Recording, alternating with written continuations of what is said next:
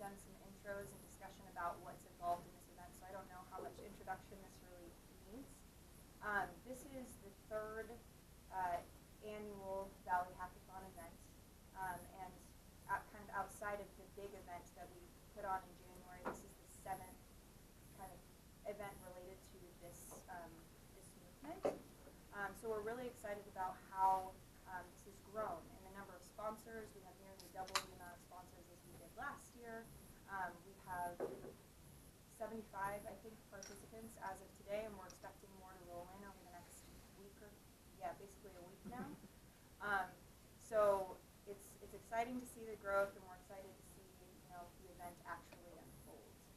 And so this session is intended for a couple of reasons. I think everyone here is currently registered for the event, but it sounds like your interest is more in volunteering than in participating. So the session's to give a little bit more information about what to expect at the event, and then if there's anybody who's like on the fence about whether they want to participate, we want to give you some reasons to participate in the event. So first off, we have lots of awesome sponsors that without these people, this would not be possible. So Opportune, California Community Colleges, Final Cut, and the Modesto View Media Services are some of our platinum sponsors for this event. And some of them will have a presence actually at the event. So you might have an opportunity to connect with some of these people. All right, so starting off on a lighter note, we'll get into the more serious stuff in just a couple of minutes. But as you guys may have seen on our social media, this is going to be a themed event. So we're encouraging participants to come, participants, volunteers, people who just want to come and check out what's going on. We're encouraging people to wear their Star Wars gear. So that may be either a Star Wars t-shirt or a full-on Wookiee costume. I encourage the Wookiee costume if you have it. The way that this is going to work is we're offering prizes for teams who are dressed in the best Star Wars costumes. So kind of the gist is at the beginning of the event, if your team wants to participate, we're going to take a picture of your team, posing together, and then we're going to post those pictures on our Facebook page. And by the end of the event, the pictures that have the most likes are going to get some prizes. So a little about that. Now talking a little bit more about the event specifically.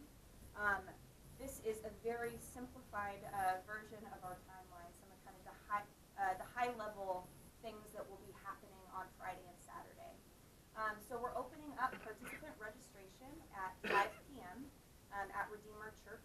If you guys have questions about location or whatever, you can chat with us. And so registration is happening from 5 to 6 p.m. And then at 6 p.m. we'll be doing our participant orientation. So please be there, no later than probably 5:45, so you can get in, get your table set up, and be ready for that orientation, because that's where we're going to be delivering kind of the final rules and how things are going to happen. At 6:30 we will begin coding, and then 7 dinner. 9 p.m. is when we're officially closing participant registration. So if we have some people, traveling in from Fresno or the Bay Area or whatever, they can technically still sign in until 9 p.m. And then on Saturday morning, we'll have breakfast, lunch. We're going to be so for this event, you need to sign up to be judged. So if you want to come and just code and hang out, you can do that. Or if you want to be formally judged, you'll need to sign up and say that you want that to happen. So the close for those judging signups is at 4:30 on Saturday.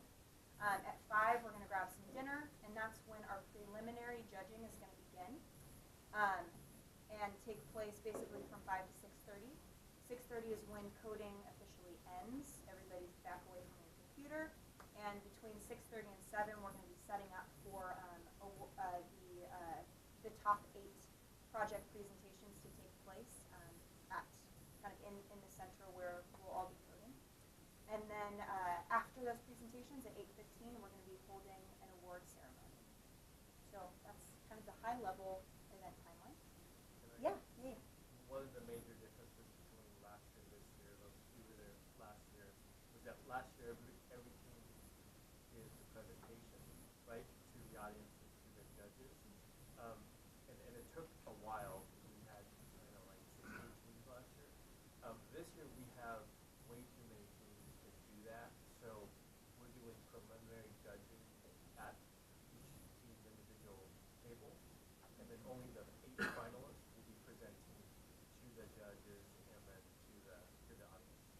So that's going to make it go a lot faster, and I think the finalists will have, pretty good, high-quality presentations in their project.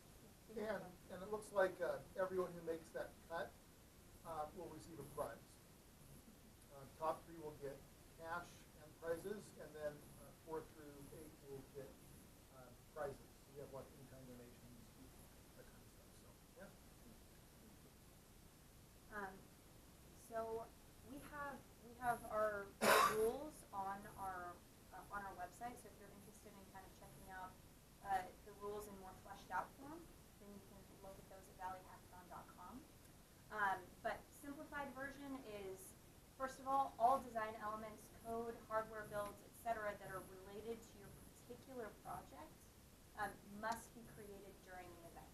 So none of that coding can take place, or soldering or whatever it is that you have to do for your project, until 6:30 on Friday evening. However, design sketches for your project, if you need to set up your environment or do any kind of Git pulls, that sort of stuff can be done in advance. One of the reasons why we're allowing the whole Git pull and npm install to take place before the event is we don't want 100 coders to come in on Friday evening and everybody be pulling things down at the same time. It's just a lot of bandwidth to do that. So you are allowed to do that prior to the event, but any coding specifically to your project can't be done until 6:30. Okay? So projects must involve writing significant software, although they can have a hardware focus or a significant hardware component as well. Teams must be comprised of 1 to 4 people. You can just be a 1-person team, but just note if you want to be judged as a 1-person team, go through the process of setting your team up on the website. If you have questions about that, we can chat. And only 8 teams, as Phil mentioned, which will be determined during preliminary judging, will present in the final round of judging. And then at least 1 person from your team must be present for sign-in and judging. Okay?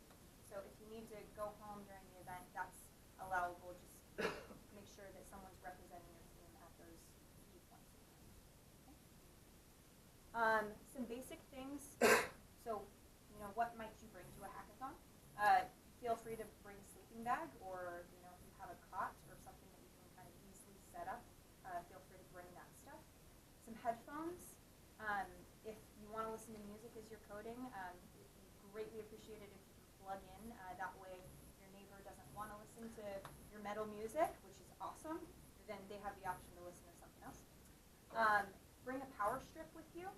The way that tables are going to be set up is that each table, which will have 4 people, or maybe a little bit less at each table, will have the access to, I think, 2 different 2 plugs. So, with your team, be sure to bring at least 1 or 2 power strips. That way everybody can plug into those different plugs. And then last thing, any gear that you need. For final presentations, we'll need to have the ability to plug into like an HDMI cable. So make sure that one of your team members' machines has that ability or some sort of adapter to be able to do that. Okay? Cool. All right. So why participate in a hackathon? You guys might not necessarily need to be sold on this, but it's fun. It's great for serious competitors and people who are looking for free food. And if you do want to compete, there are going to be prizes, and it's also a great opportunity to meet some cool people. Oh yeah, yeah. So last year at this time, I was taking some classes at MJC.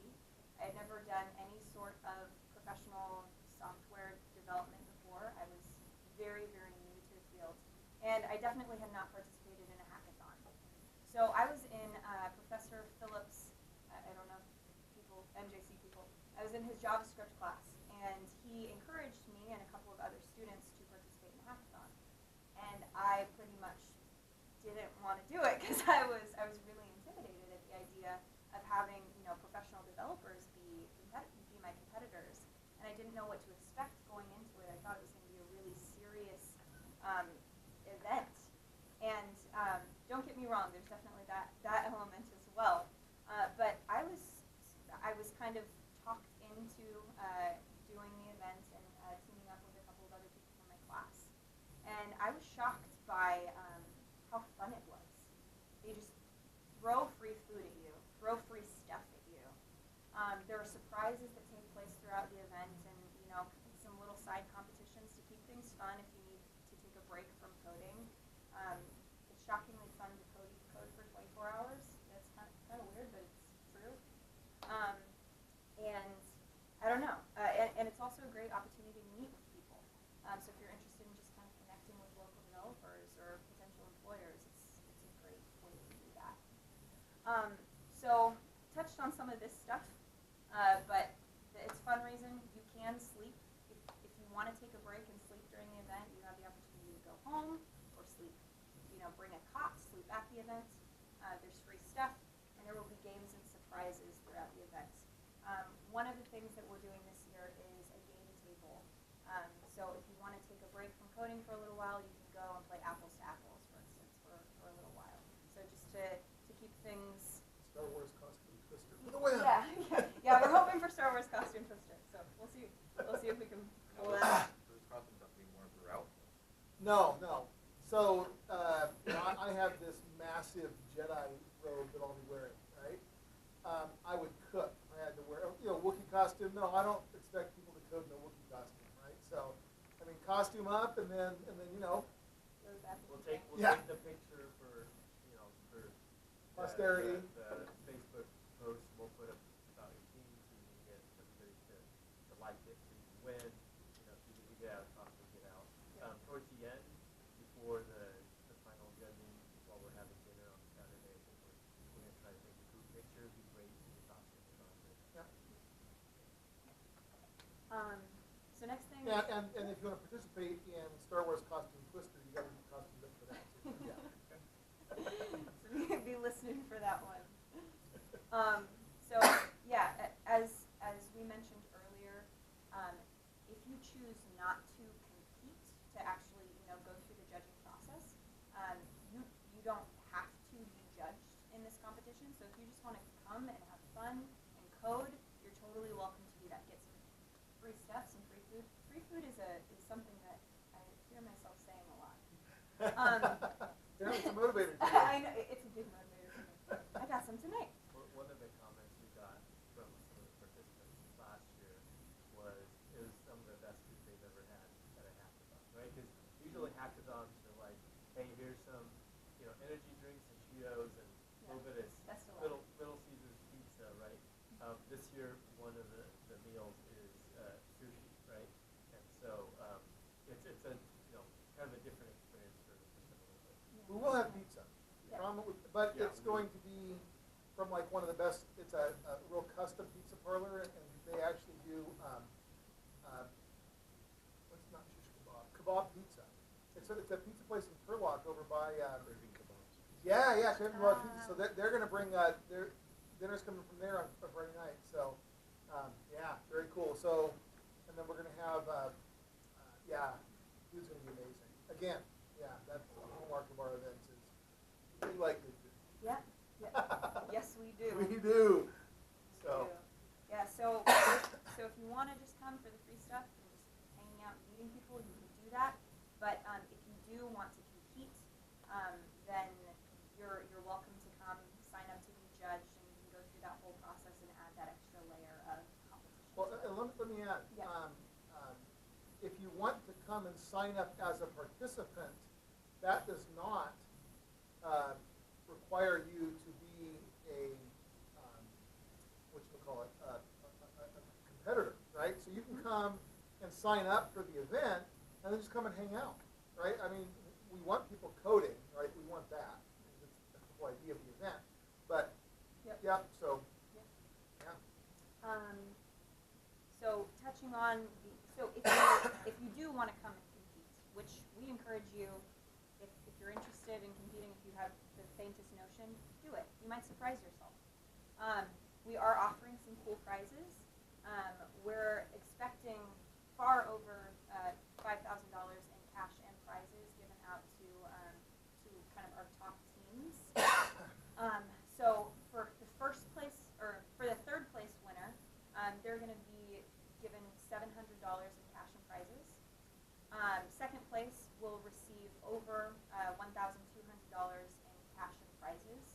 and then our first place team will get over $2,000 in cash and prizes. So those are our top kind of our top placing things, but the 4th through 8th teams will also receive prizes as well. And it's a good opportunity to meet people, as we mentioned, or as I mentioned, we've mentioned before. You meet lots of like-minded individuals, and it's a good place to network with local companies, people who are coming to see the presentations. You might impress some people. So Yeah. One other change Yeah. from last year, for those of you guys that still were there last year, is last year was open to all ages. This year, we decided to level the playing field because the winning team was a group of high schoolers. 14-year-old. So we threw them out. We said, unless you're 18, you can't come and compete. We're not going to let any students beat any of our professional programmers anymore. But they were kind of we were talking to them, and they were a bunch of folks that had gone to other hackathons in the Bay Area. Yeah. And they had met each other and put together a team to come out here and compete. So, but in all seriousness, I think just because it's a 24-hour event, I think the organization for insurance and liability just feels better that hey, everybody be over 18. Yeah.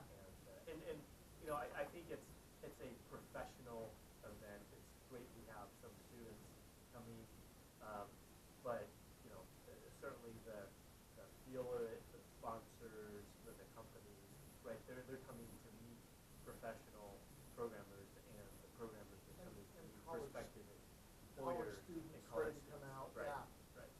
Yeah. So that's one other literally change why from last some year. of the. Sorry. That's literally why. Well, I mean, I think everyone who's sponsoring is sponsoring because they believe in the movement. But I think that some of the sponsors are also motivated by they want to know who's here. They want to know who's available and who's coming available and that kind of stuff. No pressure, but I mean, you might get a couple phone calls. You probably will actually if you have certain skill sets in the area. And So there's movement, and initiatives taking place locally now for our students, the junior high students or high school students, right? The codex, things like that. There's hackathons for kids now, right? Yeah. And so it's like let them do their thing. We're really the event that's for professionals. Yeah. all right. And we're not going to let 14-year-olds do that. Most importantly. So that's the end of my presentation. Nathan's going to give a talk on more project-focused stuff. But at this point in time, does anybody have questions about the event itself, logistics, that sort of thing? All right, you're up. Yeah. Yes. Yeah, great We're going to question. send the map out, but Yeah, we're going to send out an email, maybe a couple emails this week. But one of those things mentioned will be parking. So Redeemer Church is located at, let's see, 9th and H Street. just 3 blocks that way. So basically right next to Redeemer, closer to 8th Street, there's an entrance to a parking lot right there. It's their parking lot, and so we have full access to that. So there will be participant parking located kind of right on site. If you need to come and unload your stuff, there are closer parking spots, but those will be strictly for unloading. Loading and unloading, yeah. And then overflow, there's parking on 8th Street, there's parking on 8th Street that's all free parking, so yeah, should be good And we'll parking. have a security guard there. Yeah, all night at long. So Both nights. they'll be